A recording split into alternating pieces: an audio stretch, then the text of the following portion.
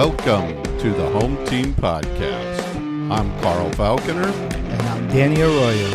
And we're tackling homelessness.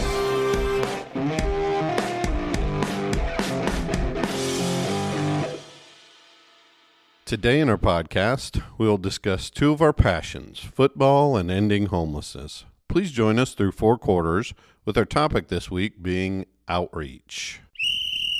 All right, Danny, so let me start it off with the coin toss. How was your weekend, first of all, before we get into that? It was good. It was quiet. Had my parents over for some dinner and watched some football and typical Sunday at the house. Yeah. You had a late night on Sunday, right? Those games are painful, man. Late. They start them so late too. Yeah. If there's one thing I'd advocate for, it's an earlier start. 7-ish. That'd be nice. And then ours went into overtime, so it went even later. But we'll talk a little bit more about that later. How's your weekend? My weekend was good. Pretty quiet this weekend. So, just like you, pretty much just, watching football, hung out, and just, did household chores as usual, We have such exciting lives. I know, exactly. All right, let's go ahead and let's start with the coin toss. Sure. Danny, I'm going to go ahead and I'm going to flip it. Go ahead and call it. Heads. It is heads, so you start us off. Very good.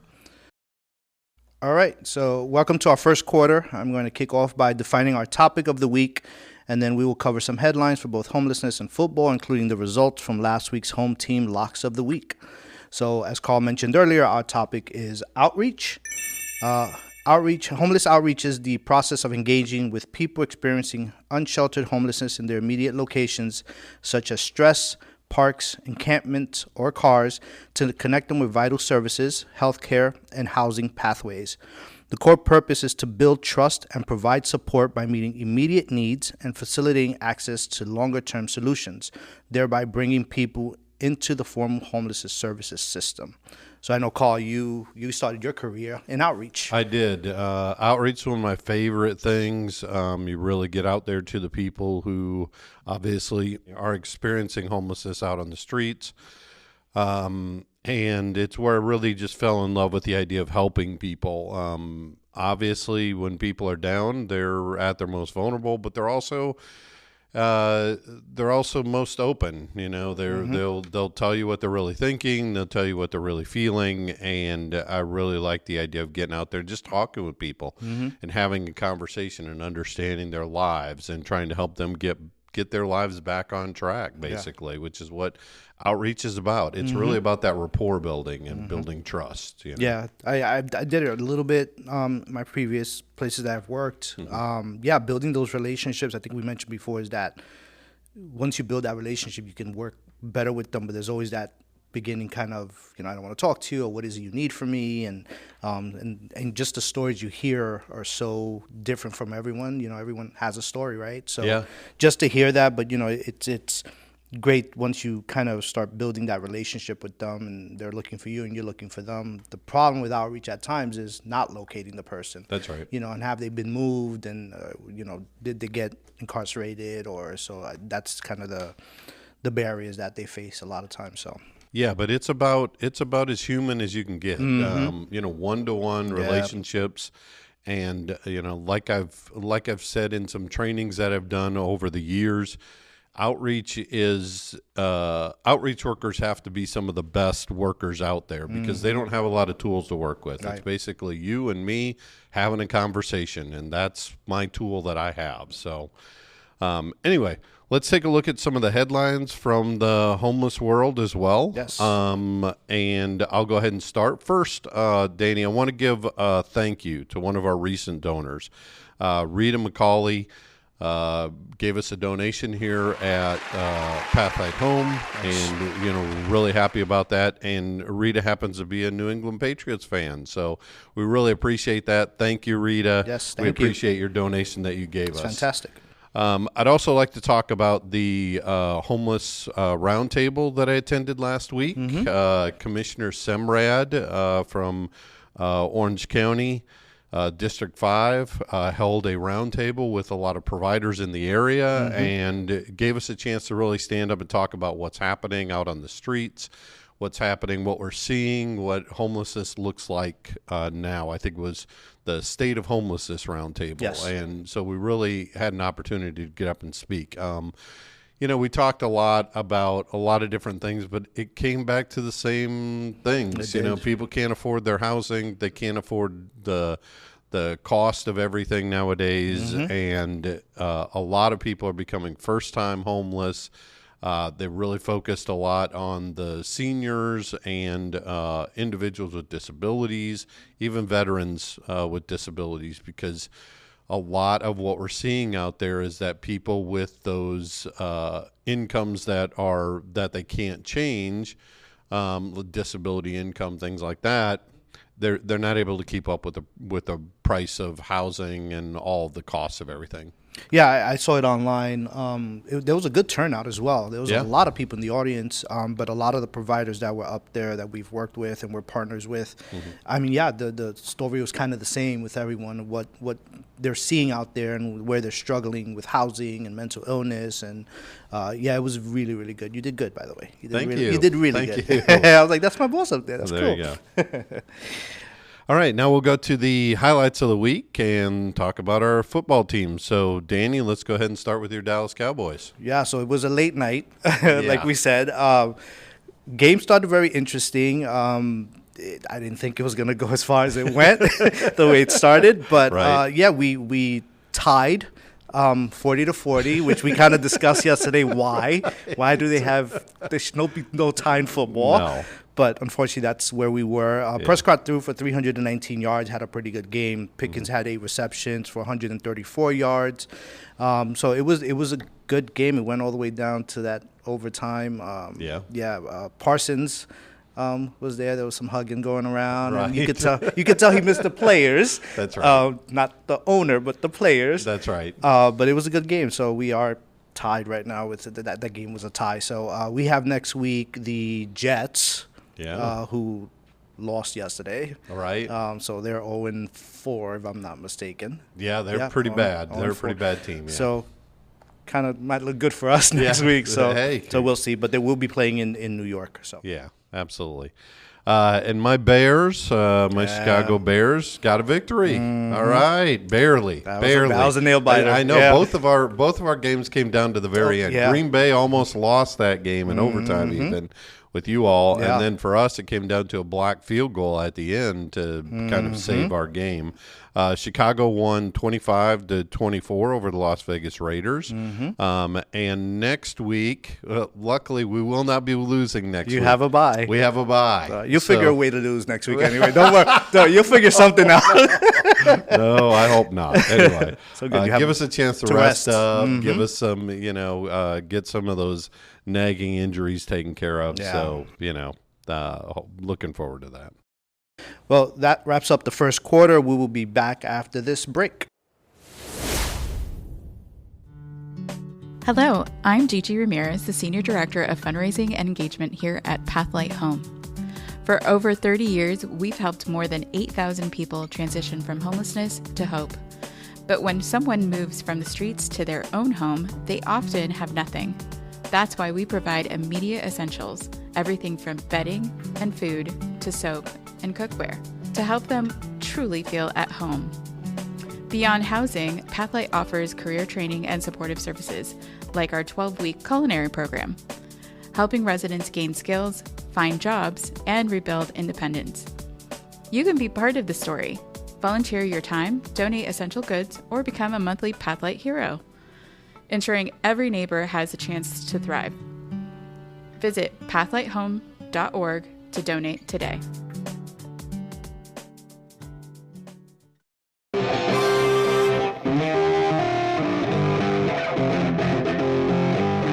Welcome to the second quarter. We are getting a little deeper into homelessness topic with something we call offense versus defense.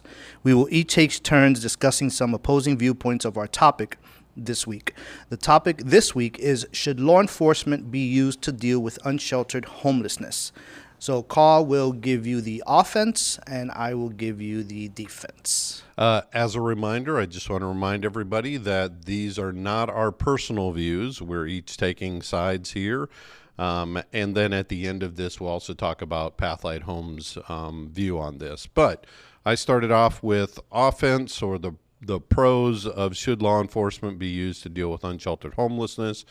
So let me start with my first point, which is the enforcement of public laws and ordinances. Obviously, cities often have laws related to loitering, trespassing, camping in public spaces, sanitation, or public safety. Even though we don't always necessarily agree with those laws, the law enforcement is tasked with upholding laws. And unsheltered homelessness often interacts with those laws that we just talked about. But on the other side of it, I want to say from a positive standpoint, law enforcement also helps handle other more violent or more egregious offenses, and in those cases, a lot of times homeless individuals are the victims, and so it's good that law enforcement sometimes steps in there to help with those situations. The second one is the response to complaints from residents or businesses. Cities receive complaints about encampments or behavior in public areas. Law enforcement is often called to respond to these complaints when other services, like either social workers or other services, are unavailable or underfunded in particular. So I have to say this is another reason. Both of the first two really have to do with the fact that law enforcement is out there on the streets. They can't help but interact with people who are homeless out on the streets. So it's really not, I don't think it's necessarily intentional per se that law enforcement has to go out of their way to do it. Mm-hmm. They're just getting complaints and people are breaking the law, and they have to, be able to intercede when that happens. The third one is crisis intervention and public safety. Police are sometimes the only responders available for mental health crisis, drug overdoses, or violence which might happen around encampments. In cases of danger to the person themselves or others, law enforcement is trained to intervene. And we do have quite a few law enforcement officers that are trained, whether it's CIT officers, community intervention training, who are trained to deal with people with mental health issues or who are in mental health crisis, or it's some other crisis that goes along with it. Police officers can be very helpful in those types of situations, not only to calm down the situation, but to try to get people to the actual place where they can get some assistance. Clearing encampments. Sometimes encampments need to be removed by city orders, whether it's because of health or fire risks or public safety or whatever the risks are. Law enforcement often are involved in clearing the encampments, and usually that's around safety, and it's around making sure that people are secure and safe while the camp gets cleared. And then finally, leverage for services. So some people argue that legal consequences, jail or citation or some of the other things, can push people towards treatment or push people towards recovery that they might need or want. We talked about this in a previous episode where we talked about whether people should make people get services or whatever the case is. And unfortunately, I don't think this is always the most valuable thing. Although there are some people who, in fact, have been, arrested or gone to jail and decided that they wanted to turn their life around there. So those are the reasons for law enforcement to be involved. Danny, I'll turn it over to you, and then we'll talk about some of these. Sure. So my defense on my side is one is criticism is anti-homeless laws often criminalize poverty rather than addressing root causes like lack of housing or mental health. To use police to respond to citizen complaints of homelessness can escalate tensions or push homeless individuals into more dangerous or isolated areas without solving the underlying issue. So again, as officers are going to encampments, or we don't know the state of what the person is in, if they're in a crisis mode, if they're suffering from severe mental health, or on some substance abuse. Number 3, most police are not mental health professionals, like I just mentioned, and may lack the training to de-escalate such situations safely. Alternative, like as you mentioned, crisis intervention teams are often more appropriate for those situations. 4, sweeps often destroy personal belongings, disrupt social ties, and rarely provide permanent housing alternative, leading to a cycle of displacement and trauma, which is kind of what we mentioned earlier a little while ago about outreach and kind of, locating people and displacing them. And, we often forget that people's belongings are on the street. That is their prized possession. That is what they have. That's the only thing they have. So kind of destroying their belongings it's very difficult. They can have IDs, medicine, et cetera on that. And then number 5, this approach can backfire, adding legal burdens and creating distrust in institutions. Voluntary service engagement is generally more effective. So, right. Yeah. And so again, I think we're talking kind of two sides of the same coin, which is obviously what offense and defense is about. Is we're trying to talk about the pros and the cons of all these different things, and I think ultimately what it comes down to is there's a time and a place for law enforcement to get involved, but generally what we prefer is for social service people to get involved instead. Right. And again, it comes down to professionals. Look, we as social workers are not police officers. We don't enforce laws. We don't carry guns. We don't, keep the peace, so to speak. That's not our role, and we don't want that role. But on the other side of it, police officers are not meant to be social workers. And almost every single police officer I've talked with has said they don't want to be a social worker. That's not why they went into law enforcement, to be a social worker.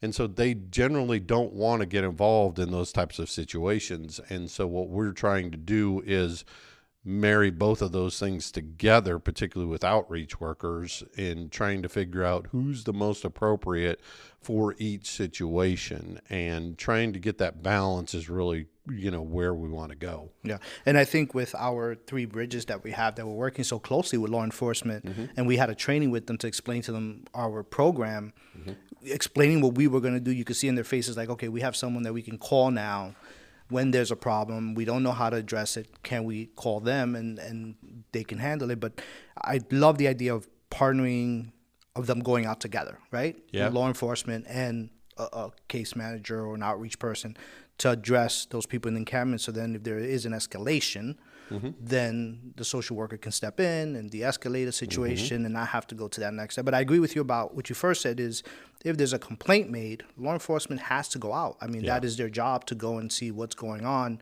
It's what comes after that. That's right. So, yeah, absolutely. And finally, we want to talk about Pathlight Home's position. And again, we kind of reiterate this a little bit. Our position is let the police do police work, and outreach workers work with people who are homeless. We have a good relationship with law enforcement officers generally, and Danny talked a little bit about our 3 Bridges program. It allows sheriff deputies to drop off clients to our location when we have beds available for individuals. But when we don't have beds available, what we ask law enforcement to do is give us the location of the individuals so we can have our outreach team go follow up with them and work on getting them into housing, because ultimately that's what we want. And again, I think that's the other thing that I just want to, finalize this with is we want law enforcement's time to be spent on law enforcement. Correct. That is the most valuable for the community. And if we've got law enforcement officers out there running around trying to do social work and help people who are homeless get into housing, I don't think that's the best use of police officers' time. I think they could be elsewhere, primarily working on violent crimes and trying to, prevent or eliminate violent crimes. So. Well, we have made it to the halfway point, and during halftime, we want to take a moment for fan interaction and highlight an inspired quote related to housing and homelessness. Great. So let's start with the fan interaction. We have a couple of questions. I'll go ahead and I'll read the questions, and then I'll let you start on the comments, Danny. Should I give up? Sorry, this one comes from Robbie. The question is, should I give money to panhandlers? That's a great question. So, when I started my career in New York, there's a lot of homelessness out there, and, Sure. and it's kind of that stigma and myth, and if you give money to them, they're just going to use it on drugs. They're going to use it on things that they shouldn't, be using it on, which not necessarily the case. They might want to get food. They might want to get some type of clothing, some hygiene products. So I'm not sure how I feel about that. It's two-sided because you see someone on the street and you see someone asking for money and it tears at your heart, right? And you're like, should I give money to this person? I, at times, give them my business card and tell them to call us to see what we can provide for them, or tell them to go to the drop-in center and kind of, if I'm at a light, it's kind of difficult. People start honking and stuff like that. But I try to have conversations with them especially on the street, if I'm walking, like if I'm downtown, and I just start having conversations with them, not case managing, but just giving them some options of where they can go, but not financially give them anything. Right. So, yeah. Yeah, I kind of feel the same way. Is typically it's not going to solve a whole lot of people's homelessness to give them a little bit of money out on the street. Now, if like you said, if you feel a calling to do so, if you feel that your heart is telling you to give somebody the money, the one thing that I tell people who give money to panhandlers is actually I tell them two things. Sure. Number one, the only way to stop people from panhandling is not giving them money, because someone once told me it's the greatest entrepreneurial business that we have in the United States, where it's tax-free and 100% of the proceeds go to the owner of the business. Exactly. So it's the perfect business model. It's all theirs. It's a perfect business model. But just like any business, if you don't give them business, if they don't make money doing it, well, then they're not going to do it. They're going to stop doing it. So that's the first thing that I let people know, is that if you give them money, there's a good chance that they're going to stay wherever they are and continue to panhandle. The second thing is if you do give them money and you feel called to do so, which is perfectly fine, that's your right to do so. If you do give them money, you have to remember, as soon as you let that money go, it is not your issue anymore. You talked about the judgment. You talked about what people may or may not use their money for. But once you let that money go, it's gone. It's gone. And so you should not sit there worrying about, are they going to go over to the, to the liquor store and buy some beer? Are they going to go to McDonald's? That's none of your business. You're giving them money for them to decide what they want to do with it. And once it's out of your hand, it's out of your hand. And so you shouldn't be thinking about it. Yeah, and I think if you're going into it with a negative mentality of, I'm going to give them $5 but they're going to use it for this, then don't. Then don't give it to them. Don't. That's but if you're right. giving it to them just free will, that's right, and just whatever they do with it is their business, then go ahead. But absolutely, if you have that negative mentality, it's just it doesn't make any difference. What's the point of giving it? Right? Yeah, exactly. What's the point of giving it at that point? Yeah. The second question comes from Joan. The question is the point in time count done each year really accurate? And then there's a follow-up. If not, how inaccurate is it? So just to set the stage here before you answer, Danny, the Housing and Urban Development Department, HUD, every year asks that each geographic location does what we call a point in time count, where we literally go out on the streets and we try to count every individual and survey every individual that's homeless in our area. So that's what they're talking about when they talk about the point in time count. Yeah. So I think what you just said is we try. That's the key point, is we try to find everyone and talk to everyone. Unfortunately, I don't think it's as accurate as it could be, just because of what we said earlier with people being moved, people going deeper into the woods, people living in cars, in different areas like parking lots at Walmart, all these other different places. So I don't think it's completely accurate, but we try our hardest as an agency and as a COC to hit all these points that we possibly can. But it's so big and so broad of people just in different places. And what we saw last year to the year before, there's different encampments, or our outreach team sees an encampment one day, they go out the next, they're not there. Yeah. So it's very, very difficult to get an accurate count. And I don't think we can ever. I hope we could get to a point that we can count everyone, but I think it's really difficult just because of how, especially now, how things are just moving around. And yeah, absolutely. So. And in terms of how accurate it is or inaccurate, I think the one of the big reasons why HUD asks us to do it on an annual basis is that we can get the trend data. That to me, as long as you're doing the point in time count the same way, whether it's accurate or not, it should be just as inaccurate every single year. Correct. Right? So if you're only counting 80% every year, well, at least you're counting 80%. So it's so you can see what the trend is over time. And that's really the value of it more than anything. Right. In terms of how inaccurate it is, it varies from place to place. What I've heard or what I've seen research done is they say, generally, your number of homeless individuals is about 0.03% of your total population.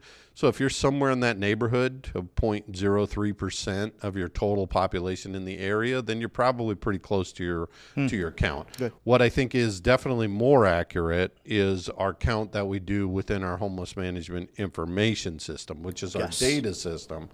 And that tells how many people have interacted over an entire year. And there we can get a more accurate count of who's really becoming homeless, how long they're staying homeless, and things like that. And usually from the point in time count, it's usually about 3 to 5 times what the point in time count is generally for most areas. So I think that's a more accurate count. Obviously, if people are having contact with you and they're actually, interacting with you, obviously, then you can get a better sense of it. So. Yeah, definitely.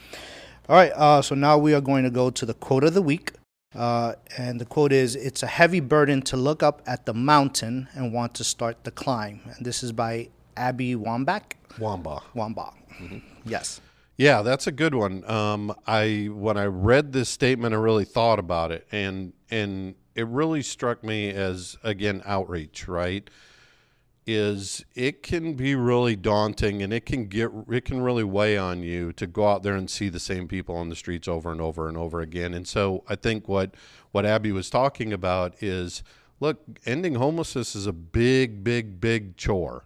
And so just to think about that and to want to get involved and to start the process of doing that, that's a big lift sometimes. I mean, you're taking on that responsibility. You and I have been in this business. We've been, doing this for a long, long time. And when we started, we probably didn't think it was as big a responsibility as it is. But when you look at it and you look at what we're trying to do and what we're trying to accomplish, it really is a pretty big mountain that we have to climb. But to look at it and say, you know what, I'm going to try and get there, that's something. That says something about people. Yeah, and like you said, we've been doing this for a while. You've been doing it longer than I have, and we've seen the changes. We've seen how homelessness has changed, That's how right. the system has changed. That's right. It's mental health has increased a lot. So we look at the mountain and we keep climbing. And we keep climbing. But absolutely. sometimes it does seem like it's getting higher. But as long That's as you right. keep going, eventually we'll hit that top. So yeah, and in terms of this quote, I wanted to give just a little story, a little anecdote from some of my experience. So I went to a conference one year, and Dr. Sam Simbaris, who is basically thought of as kind of the grandfather of Housing First, or the father of Housing First, started in New York, and they did outreach on the streets with people who had serious persistent mental illness and often co-occurring disorders, substance abuse disorder that went along with that. And so what they were trying to do is get people into housing, right, from the streets, directly from the streets into housing, working with the people who had the most challenges in their life, the most barriers. And we were at this conference, and Sam had a gentleman come up, and he told his story, right? He told his story about Sam's team working with him and getting him housed and so on and so forth. And as he was telling his story, it was really unique because he actually told the story of how he had to be rehoused 5 times before it actually stuck with him. Yep. He was, had serious mental illness, had serious substance abuse issues, and he talked about his first time in and how when he first got into housing, when they first moved him into housing, he didn't believe it was real. He didn't believe it. He thought to himself, okay, they're going to kick me out here any minute now. I may as well just go ahead and just, do whatever I want to do, invite my friends over, do all kinds of stuff. It was a self-fulfilling prophecy because he got himself evicted. But instead of giving up, again, back to like our quote, instead of giving up, the homeless outreach team went back out there. They kept working with him. They got him housed again. He fell out again, got evicted, housed him again, housed him again, housed him again. And the unique thing about this story is not that they rehoused him 5 times. And by the way, after his 5th time, he finally got it and it clicked with him. He has a full-time job now. He's been in his housing. At that point, he had been in his housing like 5 years or something like that. I mean, he completely turned his life around. But the important part here is the persistence that they had, is that they never gave up on him, and they really stayed persistent no matter how big that mountain was. Kept climbing it. They kept climbing the mountain. That's exactly right. And that's what this guy said, is he said, look, I was a mess. I know I was a mess, and I knew, and he could not believe that they kept coming back to him and continued to try to rehouse him every single time. And finally, it stuck with him that, look, they're going to keep doing this. I may as well go ahead and hold on to my housing. This is my housing. They're going to keep housing me. I might as well just stay in one. I may as well stay here. Exactly. Yeah. So, yeah. No, that's a great story. Yep. All right. And that concludes our halftime. So let's jump right into the third quarter, where we're ready to highlight the goodwill and good works in the NFL community, look at how our local football teams fared, and announce our NFL home team locks of the week. All right, so we're going to start first with the NFL player spotlight of the week. Danny, I'll let you go ahead and go through this one. So the NFL player spotlight of the week is defensive end Calais Campbell. Returned to the Arizona Cardinals to make an impact on the field in year 18 in the NFL. But he will also be impacting the valley of the field during the 2025 season. So we thought he was going to retire last year. Right. Apparently he did not. No, and I did not know this, but he actually started his career with Arizona. Yes. And so he was going back. I actually watched him this week. He's still out there playing and still doing very well. Yeah. So on the eve of Arizona's first game at the New Orleans Saints, Campbell announced he will be donating upwards of $100,000 to 9 Phoenix homeless-focused nonprofits. The launching of Calais Comes Home, a homecoming with heart, will target more than 9,000 people in Maricopa County experiencing homelessness, according to the press release. Coming back to Arizona feels like coming home, and I want to help others find their way home too, Campbell said in a statement. This community embraced me when I started my NFL career, and now I have the opportunity to give back in a meaningful way. Every tackle, every sack, every win becomes a chance to change lives and bring another family closer to feeling safe at home. How will Calais Campbell give back to Phoenix homeless shelters? Well, Campbell's community initiative will have team and individual checkpoints when donating this season. 8 shelters will benefit from the in-game success on a 2-week rotation throughout the season, receive 2 home game tickets, and have their nonprofits spotlighted on Campbell's personal and Charles Richard Campbell Foundation social media accounts. So let's look at what the on-field performance will positively impact local homeless shelters. So $2,000 for every team win, $2,000 for every Campbell tackle for loss, $5,000 for every Campbell fumble recovery, $10,000 for every Campbell interception or block kick, and then the following homeless shelters will be included in the initiative. It's UMOM New Daycare Centers, Family Promise, Ascend, Gilbert Advocacy Center, Tempe Community Action Agency, One Small Step, Paz de Cristo, South Point Elementary School. So I would be fumbling all the time so he could just give money and throw some interceptions. And, exactly. Yeah, I mean, that's fantastic that he's doing that back where he first started. And he's giving back to his community that embraced him when he came on. Absolutely. So don't know if he's going to continue playing after the season. I don't know either. But I was reading some other articles about him. He was like, well, I don't know yet. Right? I can still do it, he said. That's right, exactly. Well, it's interesting. The last one, $10,000 for an interception, which is pretty unlikely. He's a defensive lineman, so that's pretty unlikely. Yeah. But a block kick. Block kick. He's actually 6'8". and has blocked several kicks in his career. There you So go. there's a possibility there that one of these shelters, or I guess a combination of them, could be getting $10,000. So That's pretty good money. yeah, he's very putting out cool. there. So, Very cool. all right, so we're going to do the fantasy football player of the week. So, of course, this is Mr. Carl. All right. Great. Thank you, Danny. Yes. So last week I picked, I have to say, I'm not having a very good record at this, Dan. You'd think that I don't know how to play fantasy football. I'm over here telling everybody he's the expert at this. He got this. Last week I picked Keenan Allen, wide receiver for the Los Angeles Chargers. They were playing against the Giants, who I thought, again, since Dallas beat them, I thought probably we're not going to do very well. He was expected to get 8 points, and he only got 4 points. And I think the Giants actually ended up winning that game. Crazy. Anyway, this week I'm picking Kenneth Walker. He's running back for Seattle. They play Tampa Bay this week. He's expected to get 9 points. I think Kenneth Walker will have a big week this week and hopefully exceed those 9 points. You're just not getting close to these I'm expectations. not even. They're not. I don't know. But anyway, I guess on an individual basis, I'm not as good as I thought I might be. So the fantasy flashback this week comes from week 5 of the 2020 season. Chase Claypool, a wide receiver for Pittsburgh, scored 4 touchdowns in one game. But here's the amazing thing about it. He was a rookie that year.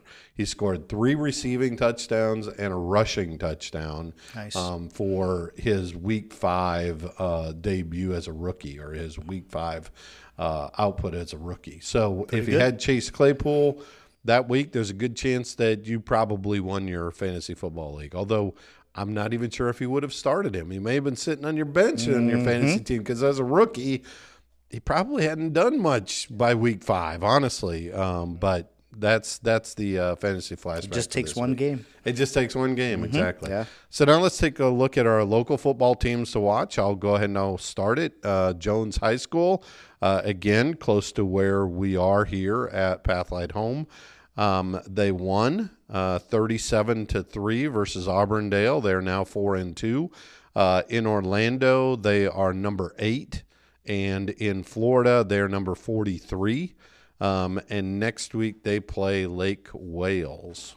Good.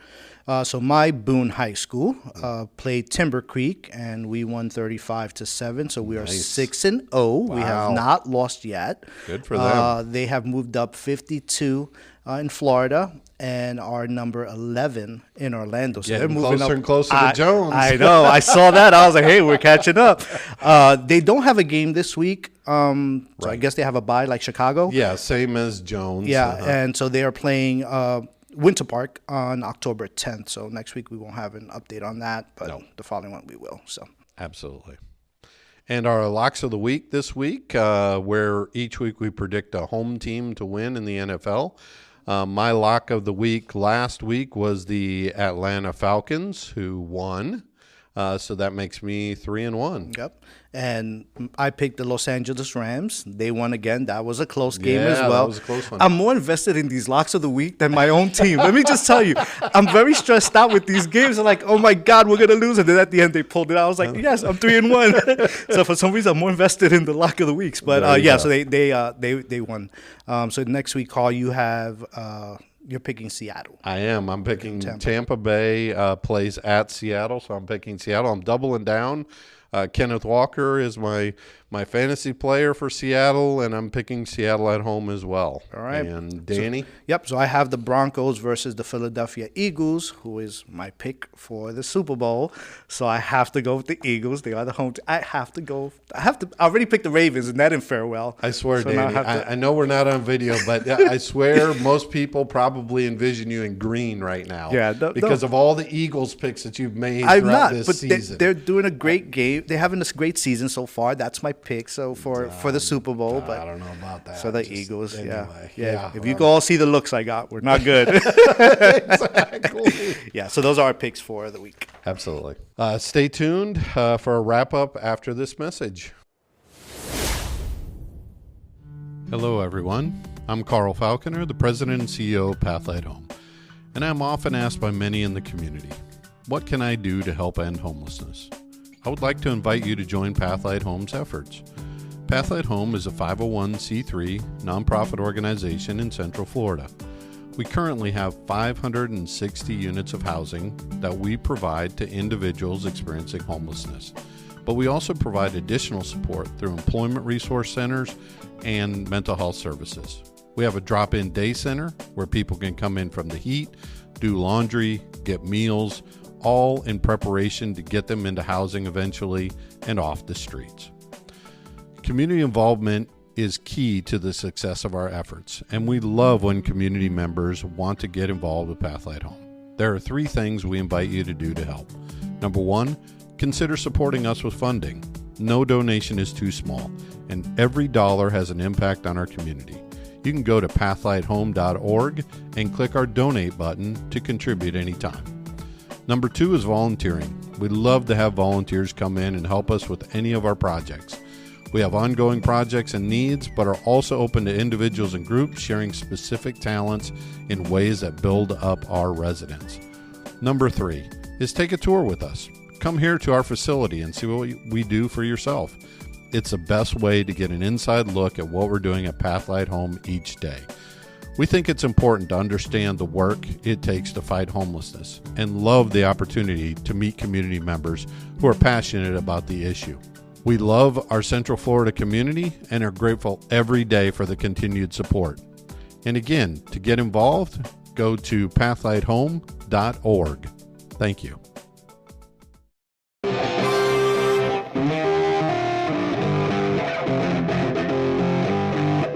Welcome to the fourth quarter, where we will wind down this episode by reflecting on a homelessness MVP.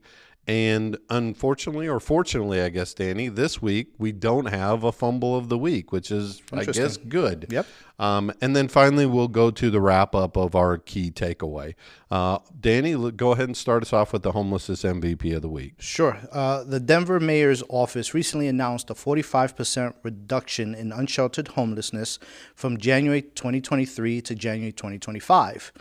In July 2023, following multi-year increases in unsheltered homelessness, Mayor Mike Johnson announced the House 1000 initiative to move 1,000 people indoors, followed by the All in Mile High initiative in January 2024. Aim High, as it's called, is a citywide strategy to effectively end unsheltered homelessness by the end of 2026. The initial evaluation analysis shows a substantial reduction in the number of large encampments in the city, 98% fewer groups of 20 or more people, and 89% less groups of 10 to 20 people. So here are a few takeaways. Number 1, it used real-time data to locate and prioritize encampments by size, composition, and public health risks. They also focus on encampments with significant numbers of structures and reported health risks, including sanitation and mental or behavioral health concerns. Number 2, they coordinated outreach groups across municipal agencies and nonprofit service providers. Number 3, they developed and scaled non-congregate shelter options. Several residents of the non-congregate shelters shared they were grateful for a safe place to stay and support they were receiving from their case managers. Number 4, they prioritized connecting people in shelter to permanent housing through voucher and rapid rehousing. Once people were in shelter, program staff connected them with permanent housing through rapid rehousing and vouchers. Number 5, maintain cleared encampment locations. Denver has prevented encampments from returning by continuing outreach to those locations when reports of people returning arise. I think this whole thing that I just read pretty much covers every single podcast we discussed about outreach, non-congregate, how everything ties in together. Absolutely. To get people off the street and into housing. Well, and again, that's one of the things that I wanted to point out as well. Yeah. To your point, is they had a plan for the entire system. It's not just a plan about an encampment resolution, because that's really what this initiative was about, was clearing out encampments. It wasn't just getting people out of an encampment. It was how do we get them all the way through the entire continuum from encampment to shelter to permanent housing. And figuring out how we get them through those stages and all the way through. So, and again, we've talked about this in the past. if you're going to have resources for any of these things, if you're going to have outreach resources, if you're going to have shelter resources, if you're going to have rapid rehousing resources, you got to have that end of permanent housing available to everybody. Otherwise, it just breaks down all the way through. And you notice the other thing that I really wanted to touch on here, particularly talking about outreach this episode, is coordinated outreach groups, is talking with the different outreach groups, the different outreach agencies. I almost guarantee that included law enforcement officers in that, and talking to them and how they coordinated the whole effort. It wasn't just one agency. It wasn't two agencies. It had to be the entire system working together to be able to do this. Yeah, that's a great story. Yeah, and absolutely. they reduced it by 45%. 45. I know. That's pretty good. That's quite a bit. And we've been seeing a lot more stories like this in the news, where large cities in particular are starting to look at encampments and how they resolve that encampment. But again, it goes back to developing the entire system for that group of individuals.